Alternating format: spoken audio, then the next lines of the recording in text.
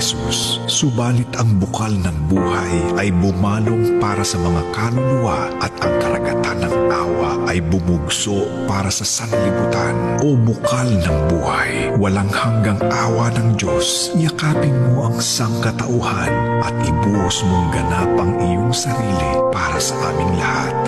O banal na dugo at tubig na dumaloy mula sa puso ni Jesus bilang bukal ng awa para sa aming lahat, ako ay nananalig sa iyo.